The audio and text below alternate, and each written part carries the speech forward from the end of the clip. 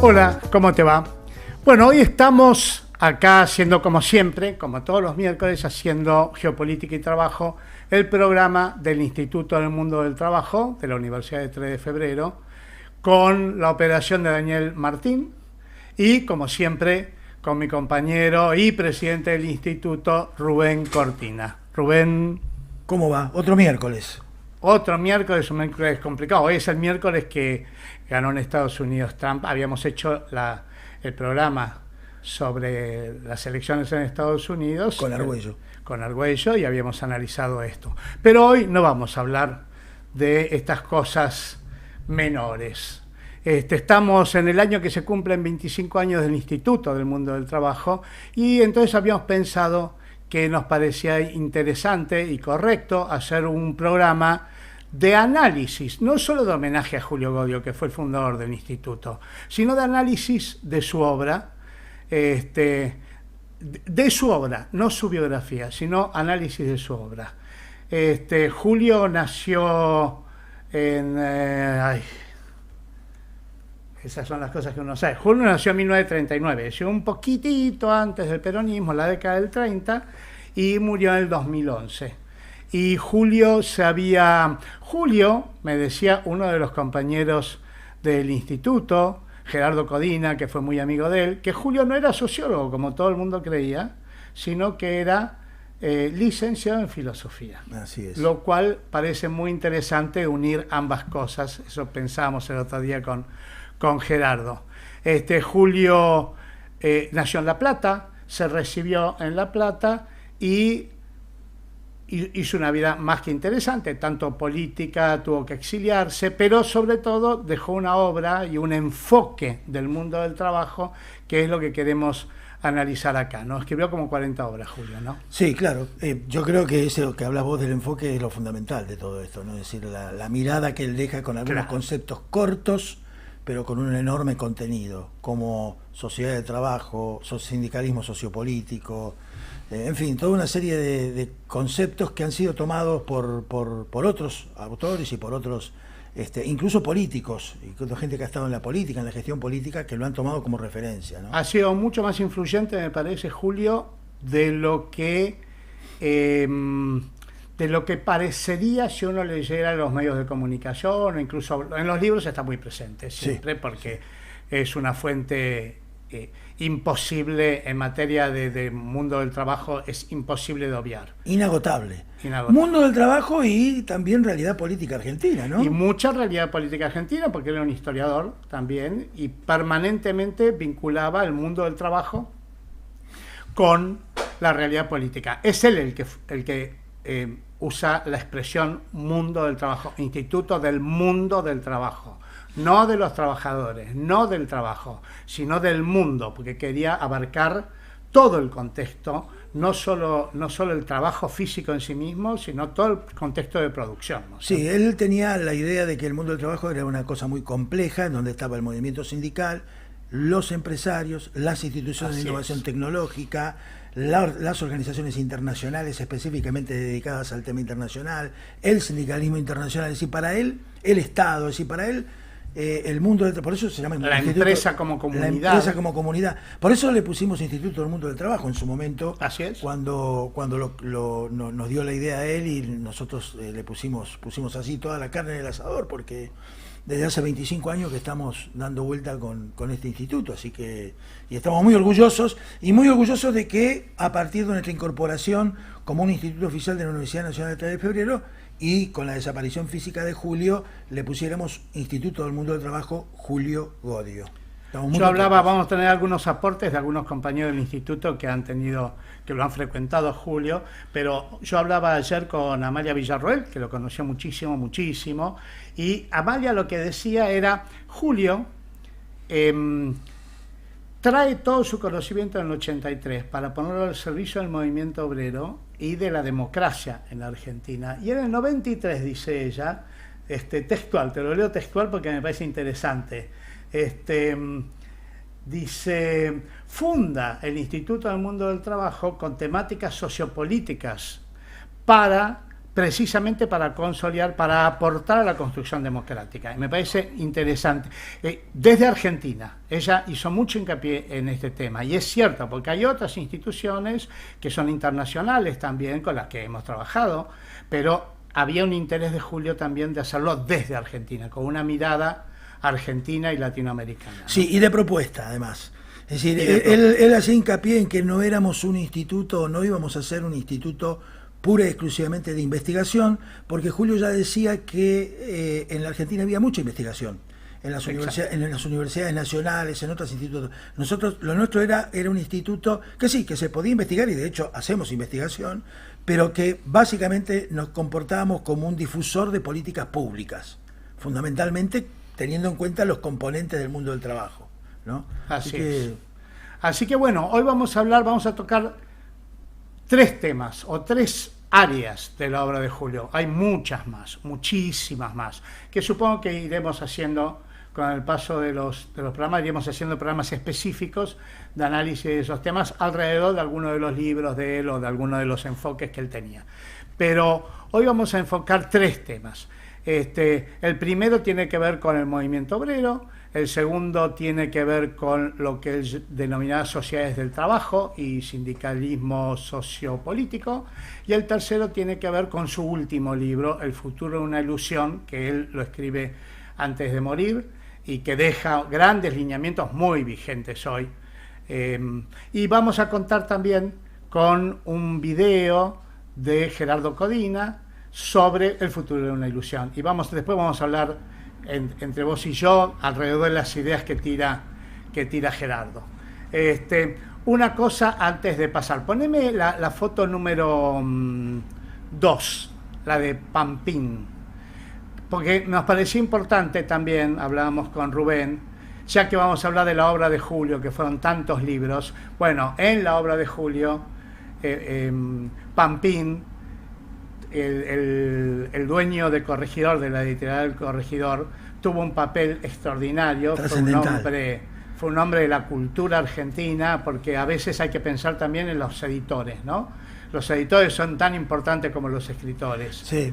Nosotros, como dato anecdótico, caminando por las calles de Buenos Aires una tarde, Godio nos propone a Pepe y a mí acompañarlo en un libro, que fue nuestro primer libro, nuestro bautismo con Pepe de Fuego en materia de libros, que fue La incertidumbre del trabajo. Ahí está. Bueno, ese libro es el primer libro que escribimos con Julio y fue de Julio. Y editado por Editorial Corregidor. Claro, Editorial Corregidor. Entonces, bueno, vaya esto también no solo como homenaje y análisis de la obra de Julio, sino también como un homenaje a Pampín, que murió el año pasado. Sí. Y que fue una persona insustituible en el panorama cultural argentino. Así que bueno, empecemos con el primero de los temas. El primero de los temas es: Julio fue un historiador del movimiento obrero, escribió decenas de libros sobre el movimiento obrero, pero nosotros destacamos tres libros. El primero es La Semana Trágica, en donde Julio recobra la memoria de lo que fue la Semana Trágica, ahora lo hablamos. El segundo es La Historia del Movimiento Obrero Argentino, monumental, dos tomos, estos que están acá, no sé si se ven. No sé cómo se ven. Estos que están acá, 2 tomos, monumental, es una historia imposible. Quien quiera estudiar el movimiento obrero argentino no puede no estudiar la obra de Julio. Y el tercero es un libro también muy importante, que es La Historia del Movimiento Obrero Latinoamericano, de lo que no hay nada equivalente, que son 3 tomos también. Así que, bueno, Julio tiene esto, ¿no? La memoria.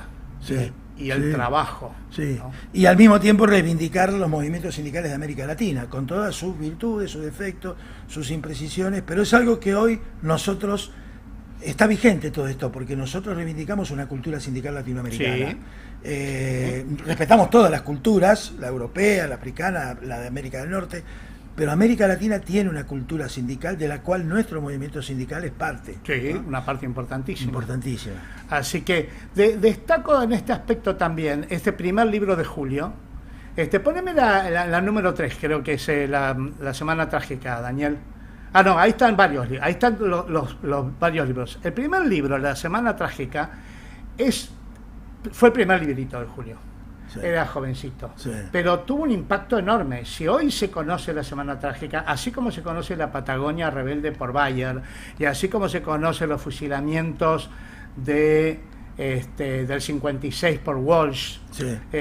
Así como se conoce las violencias y las violaciones de derechos humanos por el Nunca Más, bueno, se conoce la Semana Trágica, que fue una gran masacre obrera, quizás una de las más grandes del mundo, por Julio. Es decir, tuvo un impacto en la memoria colectiva. Sí, fue un libro que describió claramente esa semana, que fue trágica, por eso la Semana Trágica, de represión en los talleres Bacena, ¿no? En 1919. Ahí estalla. Así que ahí estalla, y fue una semana muy dura del gobierno de Hipólito Yrigoyen, ¿no? Durante el gobierno de Hipólito Yrigoyen hay 1000 muertos, no están sus nombres en ningún lado, nunca el gobierno dio los nombres de los 1000 muertos.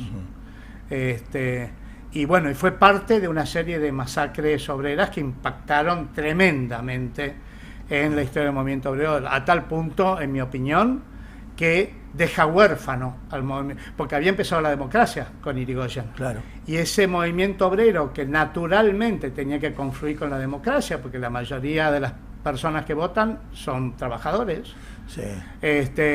No puede confluir con el gobierno democrático de ese momento por las masacres, y queda huérfano. El hombre que está solo y espera perfectamente podría denominarse el movimiento obrero que está solo y espera, porque no podía encajar en una inserción popular hasta el 45, hasta el peronismo. La Semana Trágica y la Patagonia Rebelde y todas esas cuestiones, la forestal, son todos engranajes que permiten ver claramente por qué a posteriori el movimiento sindical termina abrazando al peronismo. Termina hasta creando. Y de alguna manera demuestra cierta incomprensión del radicalismo respecto al rol de la clase trabajadora en la democracia, ¿no? Así es. Eso, por supuesto, salvando el tema que siempre se discute si Irigoyen fue responsable, si no, si fue presionado por los sectores más radicalizados de derecha. Sí, por supuesto, bueno, y todo eso es atendible, pero la realidad es que el que gobernaba era él y por lo tanto responsable era él. Su postura no fue tampoco muy clara en ese aspecto, y bueno, creó una grieta con el movimiento obrero. El movimiento obrero finalmente no ingresa al radicalismo y queda huérfano en busca de un autor. Son 2 décadas donde el movimiento obrero cambia toda su estructura. Bueno, Julio habla porque además estaban produciendo ciertos cambios estructurales, de sindicatos de oficio a sindicatos de rama lentamente. La creación de la CGT. Claro, la creación de la CGT en 1930. Las obras sociales. La enorme cantidad de trabajadores rurales que huían de la pobreza a los cordones industriales de las grandes ciudades. Las obras sociales. Las obras del sistema de obras sociales. Con todas las primeras leyes laborales. Exactamente. La nacionalización, se empieza a usar la bandera argentina. Todo eso ante el peronismo. Es decir, el sindicalismo empieza a hacer un modelo propio. Y ese modelo encuentra su expresión política entre el 43 y el 45 con el peronismo, claramente, es así. La Semana Trágica, altamente recomendable, para quien le gusta la historia. Los 3 libros. El segundo bloque que estábamos viendo, cambiame al siguiente. Está, perfecto. El segundo bloque, nosotros ponemos acá 2 libros. Julio habla mucho de esto. Hoy me contaba Rubén que este tema que se llama Las sociedades de trabajo o la sociedad de trabajo, que Julio lo pone ahí por el año 2000 más o menos en una revista venezolana que se llama Nueva Sociedad. Nueva Sociedad.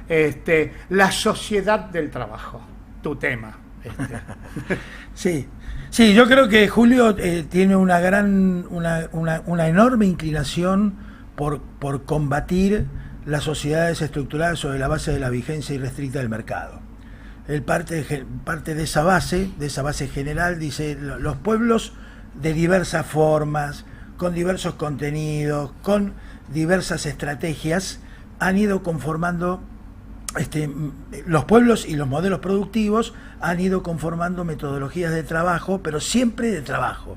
Así, sociedades de trabajo es donde se busca que haya pleno empleo, negociación colectiva, movimiento sindical fuerte. Son todos elementos de componentes de lo que Julio denomina sociedad de trabajo, en contraposición a a lo que se caracterizó a partir de los 90 como la sociedad de mercado.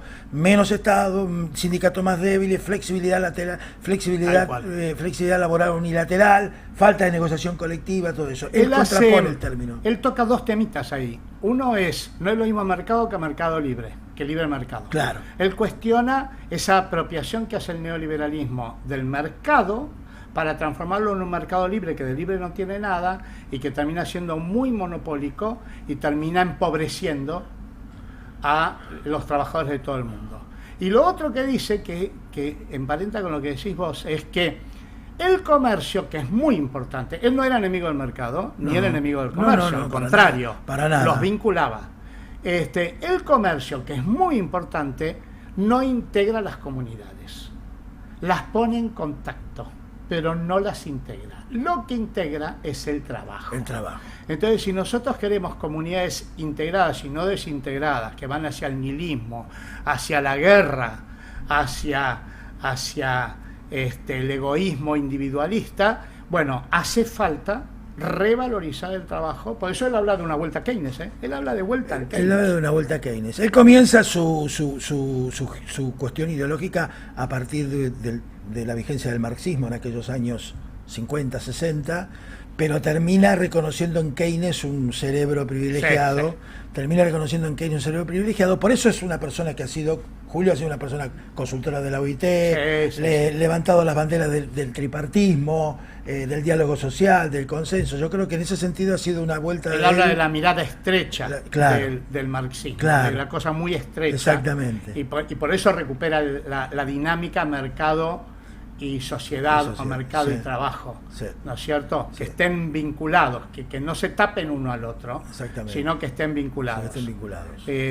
La sociedad de trabajo integra, sería ese como decís vos. La sociedad de trabajo integra la sociedad. El resto, que es la parte económica, pone en contacto, pero no y eso hoy con la inteligencia artificial, con la idea de usar la tecnología para eliminar puestos de trabajo o hacer puestos de trabajo en donde la gente esté separada y trabaje de sus casas, es de una vigencia enorme, porque gran parte de lo que estamos viendo es esta. A ver, ¿quién tiene alguna duda que hoy el trabajo está desvalorizado? Claro. Desvalorizado. Primero, vale poco, se paga poco acá en Estados Unidos y en Europa. Segundo, las sociedades que están creciendo, hablemos de la India, de China, de Corea, no es ideológico esto, son sociedades de trabajo, trabajan y trabajan por un buen salario, por un salario creciente, no trabajan, no son sociedades de explotación, son sociedades donde cada año se explota un poco menos. Creo que lo hemos hablado acá alguna vez, la experiencia de Bangladesh es interesantísima. Uno dice, en Bangladesh se gana $50 por mes, y en Argentina se ganan $300 por mes o 400, salario mínimo. Pero en Bangladesh los $50 por mes son el triple de lo que eran hace 10 años. Claro. Y ya están los sindicatos reclamando $200 por mes. Es decir, ese es el tema. Sí, uno tiene que comparar con su historia, con sí mismo. O con los padres. O con los padres, claro, con los padres. Lo mismo, para analizar toda la realidad del sudeste asiático es fundamental eso. Claro. Si partís de otra base, te vas a llevar una confusión terrible de lo que está pasando allí. Exacto. Así que me parece estos enfoques de Julio, lo mismo que esos... dame una síntesis. Sindicalismo sociopolítico, concepto fundamental de Julio. Y es un concepto que está ligado a la participación política del movimiento sindical. Julio era una persona, como lo dijimos al principio, nunca dejó de valorar la cuestión política al analizar el movimiento sindical. Cuando habla de sociopolítico no habla solamente de la confrontación obrero-empresaria que se da en la relación laboral, sino en todo un conjunto de tensiones que se viven al interior del mundo del trabajo y al interior de las relaciones laborales, con un Estado presente o con un Estado ausente, depende cuál sea la realidad. El movimiento sindical tiene que operar a nivel de su cuestión específica, que es la defensa de los intereses profesionales de los trabajadores, pero tiene que tener una parte de su cerebro y sus ojos puestos en la realidad política que le toca vivir.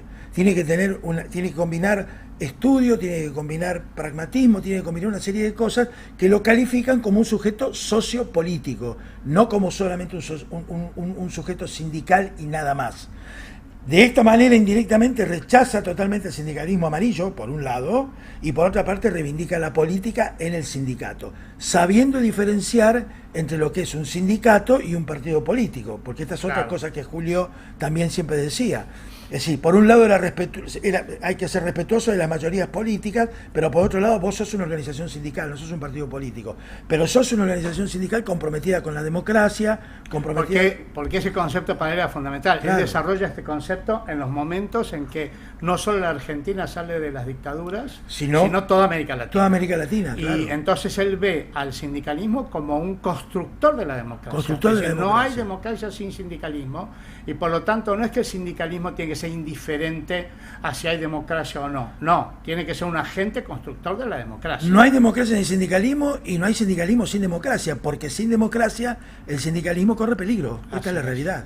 Corre peligro. Muchos países, y en Argentina democracia lo sufrió, y muchos países latinoamericanos, no sé, pienso en Paraguay, pienso en Perú, pienso en Colombia, pienso en el propio Chile, que vieron arrasado su movimiento sindical por las dictaduras. Y que lo pagan de alguna manera con las dificultades para volver a crecer. Porque han sido sindicalismos fuertes. Claro, eran fuertes. Han sido sindicalismos fuertes y sin embargo... Sociedades más desiguales. Sociedades más desiguales, sindicalismo fuerte, y terminaron muy debilitados. Sociedades sin sindicalismo son sociedades desiguales. Llevamos casi 30 años en el subcontinente latinoamericano tratando de fortalecer el sindicalismo latinoamericano, de esa debilidad que le generó la falta de democracia o la presencia del autoritarismo, ¿no? Así es.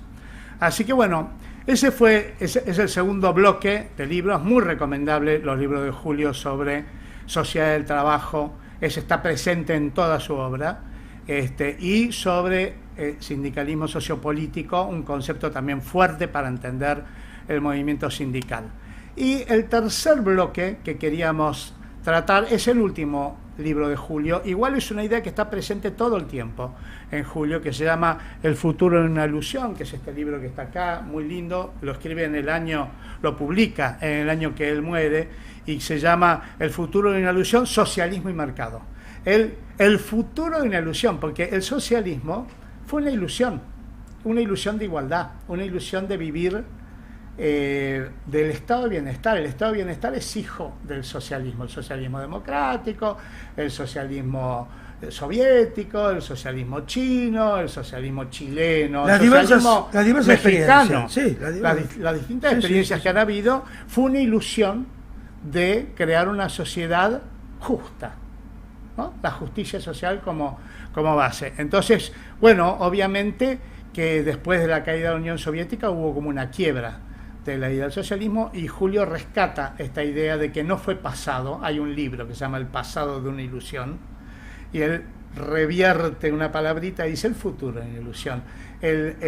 No pierde las esperanzas. Claro, el socialismo en términos generales, no en términos marxistas ideológicos, sino en términos generales de igualdad, de justicia social, tiene mucho futuro. Y escribe este libro, El futuro de una ilusión.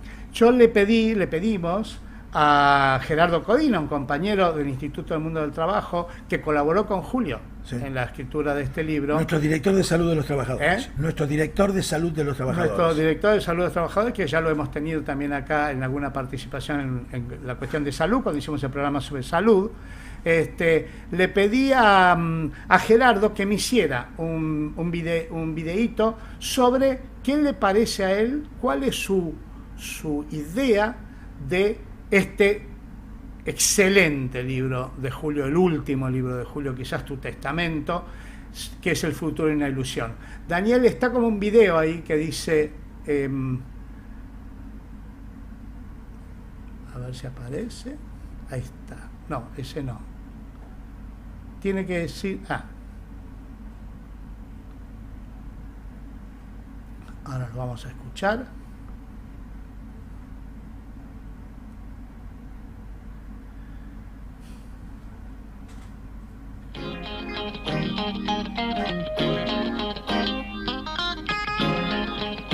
Estamos muy en silencio. Bueno, mientras vamos esperando, ¿no le contás el video, Daniel?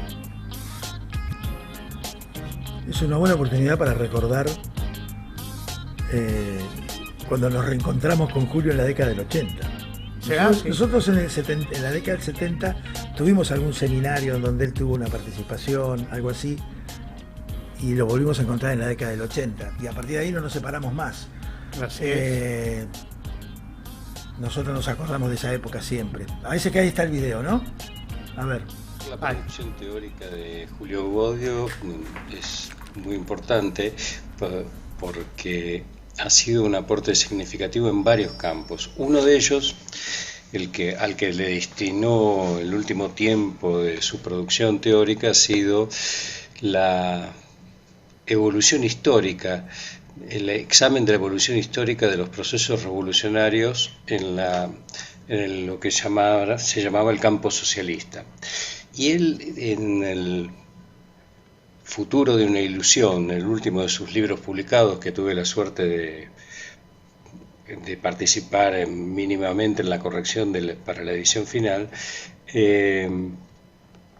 plantea una tesis muy importante, que es la transformación, la metamorfosis de las fuerzas revolucionarias en fuerzas nacionalistas que aseguraron la preservación de las entidades nacionales en los países donde tuvieron su desarrollo. Esto se puede comprobar ahora prácticamente en la convergencia llamada BRICS, donde básicamente lo que une a todos esos países tan diferentes es la necesidad de sostener su propia identidad en el mundo dominado por el Occidente.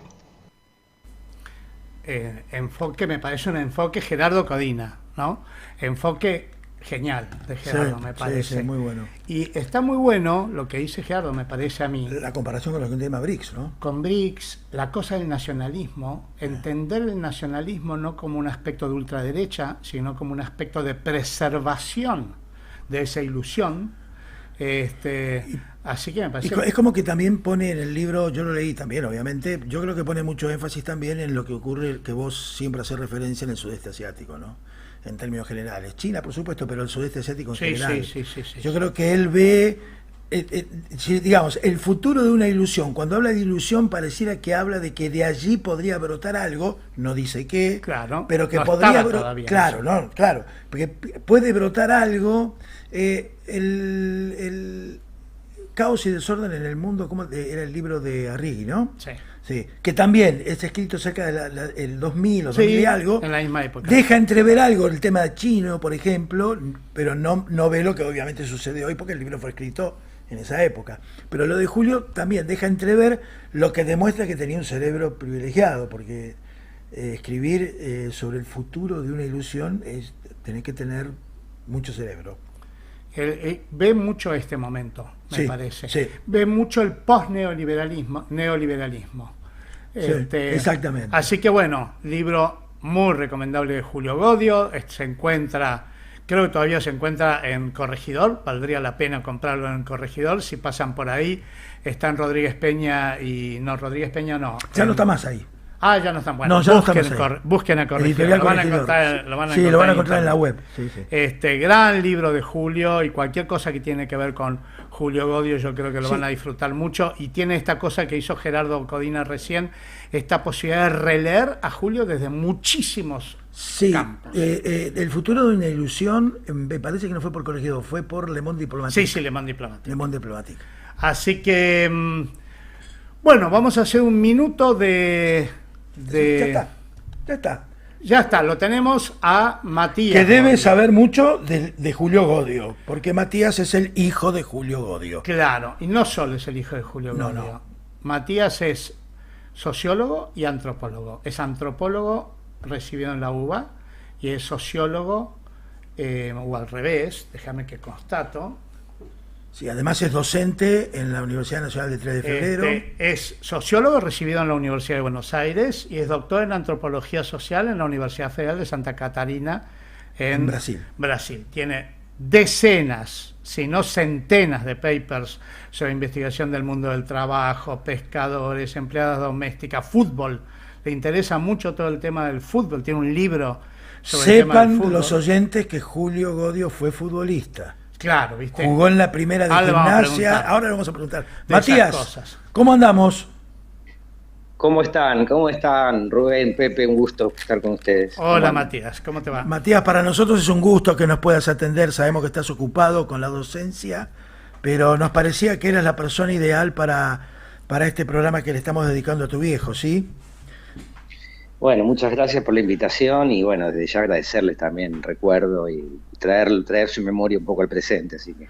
La última vez que estuvimos... Siempre, sí. ustedes no pierden oportunidad en recordarlo, así que sé cuánto lo querían y cuánto lo apreciaban. Y nosotros, no te voy a decir que nos considerábamos hijos, pero sí nietos, digamos, para de alguna manera. A Julio lo consideramos como una suerte de abuelo. Hemos vivido con él muy intensas jornadas de trabajo conjunto, de investigación, de estudios, de política. Hacenos una semblanza de tu papá, Matías. Es difícil hacerlo desde el lugar del hijo, ¿no? Qué sé yo, para ustedes lo estaba escuchando con relación a su mirada sobre el presente o sobre el mundo del trabajo en general, digamos. Pero lo recuerdo siempre, para mí fue objeto de admiración, ¿no? Porque fue una persona, bueno, ustedes lo conocieron, muy sagaz y muy inteligente y muy dispuesta a conversar, ¿no? A explicar, a pensar. Hablar con un lenguaje llano, ¿no? No era un académico, eso seguro. Sí. Y es difícil hacerlo porque tenía muchas facetas, ¿no? Me recuerdo, a ver, hoy pensaba en algunos recuerdos de niño, ¿no? Él cuando se va a Venezuela, en el exilio, en el 75, el primer lugar donde va a parar es a Maracaibo, a trabajar en la Universidad del Zulia en la Facultad de Ciencias Económicas. Y él daba clases, no sé en qué materia, y me llevaba a mí a su clase. Yo me quedaba escuchándolo y en un momento de la clase les daba como un trabajo práctico a los alumnos y nos íbamos corriendo al baño de la universidad, nos cambiamos y nos íbamos a una cancha de fútbol a patear que había en el campus universitario. Así que era muy gracioso ese tipo de gestos que tenía que lo comunicaban con la realidad de una manera muy particular, ¿no? Era muy común verlo por el barrio con la pelota de fútbol, buscando jugadores para ir a los bosques a la tarde. Sí, claro, me acuerdo perfectamente de eso, sí. Así que, bueno, eso, creo que o llevarme me acuerdo, a la Cinemateca de Caracas, me dejaba ver una película rusa de Tarkovsky, dejándome a los 13 años, y él se iba a tomar un cafecito, y me esperaba en el cafecito, ¿no? La Sabana Grande, esas charlas, ¿no? Esas extensas charlas que lo acompañaron toda su vida, ¿no? Vamos a tomar un cafecito y a conversar y a pensar la realidad. El cafecito y la pipa irreemplazables. Irreemplazables. ¿Y vos cómo? Lo estaba escuchando con relación al concepto de... bueno, del sindicalismo sociopolítico y que está conectado también con este último libro que mencionaba Pepe, El futuro de una ilusión, que es esa idea que él tenía de que el movimiento obrero tenía que tomar como banderas cuestiones que eran problemas de la sociedad como un todo, de alguna manera, ¿no? No solo particulares, ¿no? Claro. Y él hay una cosa que no sé si ustedes saben, pero que yo con el tiempo me fui dando cuenta de uniendo los puntos de sus reflexiones y de sus libros, que es que en los 90, él cuando se va a la OIT, tiene que aprender inglés, y él no sabía inglés. Entonces decide aprender, solo, autodidacta. Entonces compra libros en inglés y en español, y se compra varios libros de historia de la Revolución Norteamericana, ¿no? Que, digamos, a grandes rasgos dura de 1776 hasta final de la Guerra Civil, ¿no? Uh-huh. Y él aprende inglés leyendo los dos libros, ¿no? Leyendo en inglés y en español, leyendo en inglés y en español. Qué genial. Está un año así, ¿no? Se iba al cafecito, al taller y leía todas las noches, bueno, así. El taller. Y ahí él empieza a hablar de la idea de porque en realidad, ¿qué es lo que dice el de bolchevique? Bueno, ellos hicieron la tarea que no hacía la burguesía, digamos, ¿no? La NEP era eso, y de alguna manera los chinos lo mismo, ¿no? Claro. Y bueno, la burguesía norteamericana que había hecho, conquistado el desierto, ¿no? Había ocupado el oeste, el territorio. Y no sé si recuerdan que en los 90 le estaba insistiendo con ese tema, siempre en sus charlas, con la idea de que el sindicalismo o el movimiento obrero tenía que tomar para sí la ocupación del territorio. ¿Se acuerdan? Sí, Así sí. que ahí hay una génesis también de esa reflexión que me parecía interesante destacar, porque no era un tema que él hablara, creo, en su vida pública, pero que estaba muy presente en esa idea, ¿no? Sí, en el futuro Así de que una nada, ilusión. me vino a la mente eso, Claro. lo quería comentar. Sí, en el futuro de una ilusión hace una actualización de la NEP. Sí. La NEP, para los oyentes, la nueva economía política que se trata de implementar en una etapa en la Rusia comunista. Bueno, después muere su líder, Lenin, y eso queda a mitad de camino. Y él dice que hay como una suerte de actualización y reedición de eso. Era una revalorización que hace Lenin de algunas cosas capitalistas. Capitalistas, el sí. mercado, que no ser tan fanático. El management de las empresas y todo ese tipo de cosas, sí. Y es que fíjate lo que estamos viviendo hoy, ¿no? Que la palabra mercado ha quedado reducida por esta nueva derecha a la idea de oferta y demanda o de costo-beneficio, y en realidad el mercado es mucho más que eso. Claro, es la forma en que los sujetos relacionan sus bienes simbólicos, no solo materiales. Entonces, dejar en manos de la derecha ese concepto, como dejar en manos de la derecha el territorio, que ahora es visto ya no como un espacio de vida, de ocupación de la vida, porque en definitiva es la producción de la vida, claro, el trabajo. Exactamente. ¿Sí? Vean, entonces, si es la producción de la vida y el territorio es el lugar donde esa vida se despliega, hoy en día el territorio es un lugar de extracción.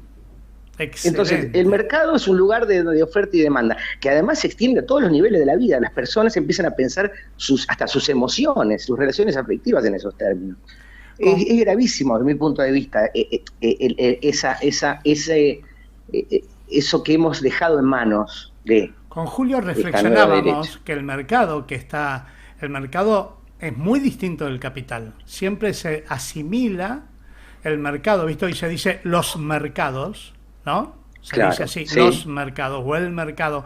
Y ese significado es el mercado financiero, no es el mercado que está en la esquina de tu casa.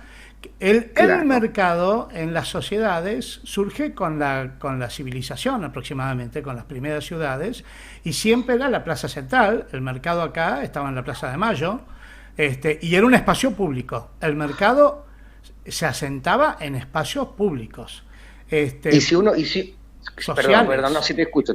No, eso, reflexionábamos con Julio. Es que como antropólogo, digamos, justamente, ¿no? Y si uno va como antropólogo y dice, bueno, ¿qué es? El mercado es el lugar donde se produce la relación del dar, recibir y devolver. Claro. O sea, donde se producen las relaciones humanas. Claro. Exactamente. Entonces, eso de haberlo dejado en manos y la simplificación y la expansión de esa simplificación hacia otros aspectos de la vida cotidiana, que ¿no? Esa simplificación que digo, oferta, demanda, costo-beneficio, ¿no? Pareciera esto que decís vos, ¿no? Es una especie también, supongo que también verás que ha habido cierta estigmatización del mercado por parte de muchos sectores de la izquierda también, ¿no? Claro, también tenemos que tener hay que tener cierta crítica, autocrítica, querer contraponer mecánicamente Estado con el Estado con lo bueno con y el mercado con lo malo. Y la verdad que eso es una estigmatización que no le ha hecho bien a un pensador abierto, con la cabeza abierta como tu viejo, como Julio, ¿no? Por eso yo creo que él estaba indagando en esa idea. Yo recuerdo las últimas charlas, ¿no? Inclusive yo venía de terminar mi doctorado en antropología y también estaba... Pero yo no tenía tan claro por dónde iba, ¿no? Lo entendí después, si se quiere, ¿no? La importancia que tenía esa discusión. Decime, Matías, ¿y cómo influyó en vos desde el punto de vista de tu elección profesional tu viejo, ese Julio? Y mucho. ¿Vos terminaste el secundario ya pensando en lo que ibas a hacer? Cuando terminaste el secundario ya estabas pensando en a qué te ibas... Mirá, si te cuento viste, vos mencionaste que fue jugador de fútbol, papá. Sí. Jugó en Estudiantes y en Gimnasia, en los dos. Solo que en Gimnasia hay un artículo en Página 12 muy divertido, porque le decían Niquita, porque estaba en el PC en esa época. Sí, bueno. claro. Y entonces él se va de estudiante, supuestamente lo echan por ser de izquierda, y se va a Gimnasia. Y Gimnasia tiene una apendicitis, y bueno, finalmente apendicitis o hepatitis, no me acuerdo, apendicitis me parece. Y deja el fútbol y se dedica a la política, qué sé yo. Y bueno, yo viví en Venezuela, y yo, por mi familia materna sobre todo, son todos hinchas de Estudiantes, así que vivía con mucha intensidad la lejanía, porque durante 8 años no volví a la Argentina, pasé de los 7 hasta los 15 y quería volver y jugar en Estudiantes. Yo jugaba al fútbol también como él. Ya te digo que me llevaba de chiquito a patear en las canchas de la universidad. Sí. Y no tenía tan claro. En realidad a mí me gustaba la arquitectura, me gustaba mucho hacer cosas vinculadas con la arquitectura. Pero un poco cuando vuelvo a la Argentina me encuentro con un país que tiene que ver con ese pasado, pensemos que es el año 84, ¿no? La vuelta a la democracia, yo termino el secundario en el Normal 3 de La Plata, que era un colegio muy politizado, había sido el colegio donde habían desaparecido los chicos de la Noche de los Lápices. Y bueno, de alguna manera es como que empiezo también a vivir la cuestión política, porque bueno, también la había mamado de chico con él y también con mamá, por supuesto, que también se tuvo que ir, digamos, en años distintos, pero también se tuvo que ir. Ahí fue donde yo me fui con ella. Y bueno, creo que sí, que influenció mucho. De hecho, él me proponía estudiar ciencias políticas, inclusive pasé un periodo en Europa con esa idea, después terminé volviendo y... Vos tenés un libro en sobre fútbol. Sí, es una compilación. Sí, bueno. Recupera algunos artículos, un artículo... Tenés varios artículos y tenés los libros y la compilación esa sobre fútbol. Sí, porque mi tesis de doctorado yo la hice sobre las prácticas políticas entre dirigentes de fútbol. Genial. Esa fue mi tesis de doctorado. Particularmente en la ciudad de La Plata, donde yo tenía de alguna manera acceso a los dirigentes, etcétera. Así que de esa tesis salieron varios artículos y la UNTREF nos publicó con Santiago Uliana, sí. Nos publicó, bueno, nos dio la oportunidad de compilar una serie de artículos con otros sociólogos y antropólogos sobre fútbol y sociedad, digamos, ¿no? Sí. Muy interesante. Yo he pasado por varios temas, digamos, soy bastante ecléctico, en realidad he pasado por el mundo del trabajo, quizás más desde el punto de vista del trabajo informal. Claro, porque yo estuve viendo ahí trabajo informal, pescadores, pero bueno. Servicio doméstico. Claro, sí, no tanto sobre el trabajo, digamos, industrial o... Sí, yo me acuerdo cuando hablamos que estabas estudiando en la Universidad de Santa Catarina, estabas con el tema de los pescadores. Eso fue mi maestría. En tu maestría, sí. Claro, sí, estabas con el tema del trabajo de los pescadores, sí. Uh-huh. Muy interesante. Sí, estuve embarcado con ellos cuántos días. Che, Matías, ¿y ahora qué estás dando ahí en la UNTREF? Mira, yo estoy ahora como codirector de la carrera de Administración y Gestión de Políticas Sociales y tengo 2 materias a cargo, análisis microsocial y práctica, bueno, en realidad 3, práctica 4 y práctica 5, que son las materias finales, digamos, donde los alumnos desarrollan sus trabajos de fin de curso. Uh-huh. Y después estoy en la UBA también en un seminario, en FADU, en una maestría de paisaje urbano. Ahí también... Ahí en la arquitectura. En arquitectura. Y sí, una maestría que se abrió hace 3-4 años y ahí todos los años de un seminario, es un seminario corto, pero bueno, tengo un vínculo ahí con la cuestión. Porque también, digamos, lo que une un poco toda mi trayectoria es un poco el uso de imágenes, ¿no? Digamos, yo he trabajado más con audiovisual dentro del campo de la antropología. Ya vi que tenés un libro también ahí, también como compilador con otras 2 compañeras sobre antropología. Sí, con Carmen audiovisual. Real y con un italiano, con Alex Bailati, un amigo italiano, sí. Sí, eso fue resultado de los buenos tiempos en que los investigadores teníamos algún tipo de financiamiento y la Secretaría de Políticas Universitarias financiaba redes de investigadores, así que yo había armado una red con Brasil y con Uruguay, y ahí de ahí resultó ese librito que se publicó en Brasil, pero también con el apoyo de la UNTREF, así que sí. Situación complicada hoy día, ¿no? El tema universitario, ¿no? Matías. Y sí, muy complicado, sí. De hecho, hay como... sí, no te voy a contar los pormenores, digamos. Mirá, ahí vuelve la cuestión del sindicalismo sociopolítico. Hace poco estuve, si me permiten, una digresión, pero tiene que ver, porque me ha resultado muy interesante poner esa categoría para mirar algunas prácticas, ¿no? Políticas. Sí. Hace 2 semanas estuvieron el tema de las clases abiertas y las manifestaciones estudiantiles, qué sé yo.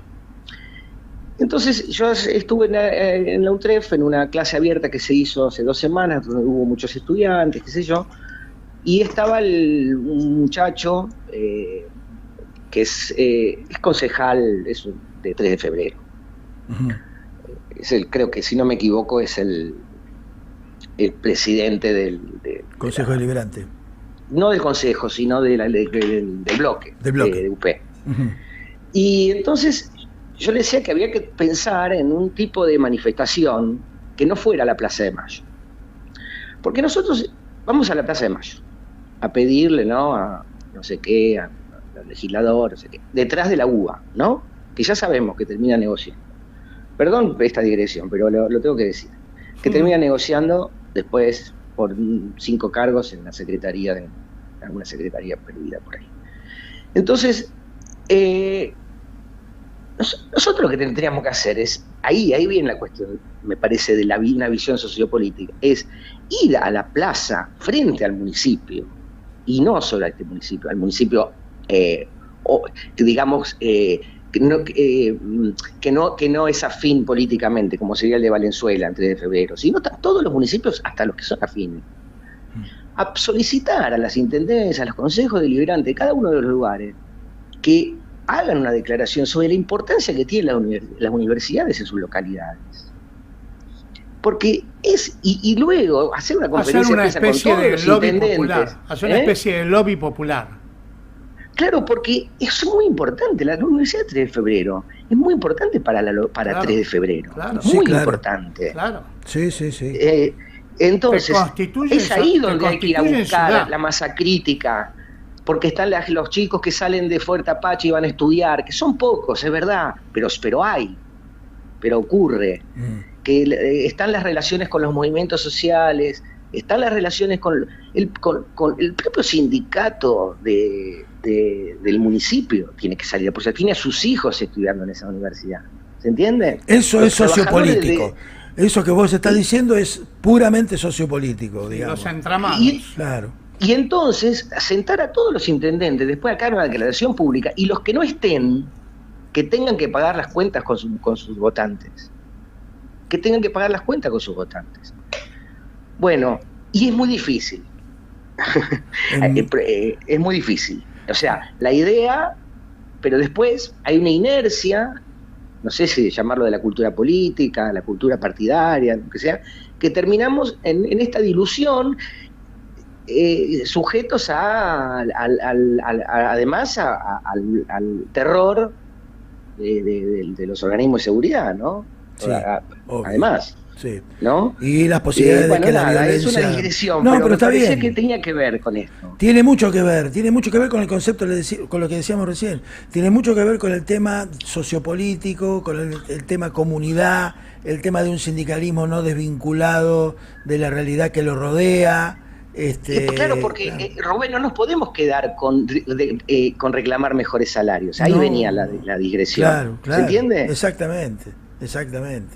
No es eso no... es la universidad. ¿Sabés qué es? Becas para los estudiantes tenemos que pedir, no mejores salarios. Los mejores salarios en tercer lugar. Sí. Lo primero son las becas para los sectores populares. Eso tenemos que salir a pedir. Sí, para que los sectores populares puedan estudiar.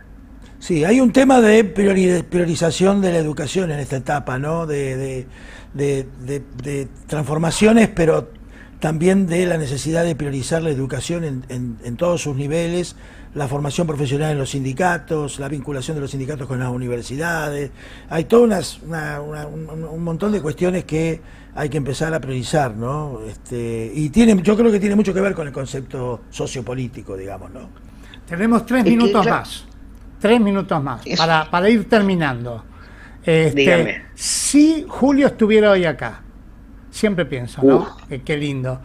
Si Julio estuviera acá y enfrentara estos fenómenos que él no vio, que son Trump y Milei. Los BRICS los vio, pero los vio en sus orígenes, pero Milei y Trump ni en sus sueños, ni en sus pesadillas. No. Si Julio estuviera acá con su pipa, ¿cómo hubiera enfocado estos fenómenos a los dos, ¿no? Que lo han conocido? ¿Cómo hubiera enfocado, pensándolo en Julio, ¿no? ¿Cómo hubiera enfocado Milei-Trump este dúo? ¿Qué hubiera dicho? ¿Cómo lo hubiera pipeado? ¿Pienso yo? Dale. Es muy difícil saber. Y bueno, eso. desde sus categorías. Esa mente es única, no sé qué hubiera pensado. A mí se me ocurre que algo que, no sé si lo hubiera pensado, pero que yo hubiera conversado con él, es qué pasó con la ruptura que hubo, en mi opinión, que esto es una opinión mía, pero que creo que es razonable pensar, de los jóvenes, de los sectores populares con la tradición del peronismo, digamos. Y ahí y porque algo pasó ahí, que me parece que no es menor, digamos. Ajá. Y eso tiene que ver con el mundo del trabajo. Sí. Porque todos esos jóvenes que están viviendo las barriadas. Sí. Ahí está algo. Sí. Y vuelvo a lo mismo, y si nosotros no unimos a esos jóvenes de las barriadas con los universitarios para decirles que la pelea de ellos es la nuestra también. No que la pelea nuestra es mejores salarios y seguir yendo a la U o seguir yendo a clínicas o seguir, ¿entiendes? Sino que hay algo del porvenir o de la ilusión, o del futuro de la ilusión, que tiene que ver con ofrecer a esos sectores jóvenes cómo van a hacer para entrar a incluirse. ¿Cómo? Eso es lo que me imagino que sería la pregunta. No sé si la respuesta. Me gusta pero mucho. la pregunta me imagino que sería. Sí. Me gusta mucho. Sí, yo creo que Julio sería muy cauto también en muchas cosas, ¿no? Entraría por ahí. Sería cauto también, ¿no? Por este momento Sí, era cauto, por este momento de transición, pensaría mucho cada uno de las cosas que vos preguntaste, por ejemplo, ¿no? Bueno, Matías, un gustazo. Un placer, che. Bueno, muchas gracias. Ya vamos a hablar de otros temas ahí que estuve viendo tus papers y todas esas cosas, así que un día vamos a por ahí fútbol y sociedad, una cosa así que es bien popular. Cuando quieras. Ya no podemos juntarnos en el taller, pero hay cientos de bares para encontrarnos. El otro día fue el día de los bares notables en Buenos Aires y hay cientos de bares en los cuales vamos a poder tomar un café. No sé si vos estarás fumando en pipa, nosotros dos no, pero te agradecemos enormemente, Matías, que nos hayas dedicado este tiempo aquí en Geopolítica y Trabajo. Gracias. Y nosotros cerramos y la semana que viene. Chau. Y nosotros cerramos y la semana que viene vamos a ver qué tema tratamos. Vas a ver qué tema tratamos. Yo no voy a estar porque tengo que ir a una reunión de la uni. Bien. Así que, pero lo conversamos. Vamos a ver qué tema tratamos. Así que, hasta luego, buenas tardes. Hasta luego, buenas tardes, muchas gracias.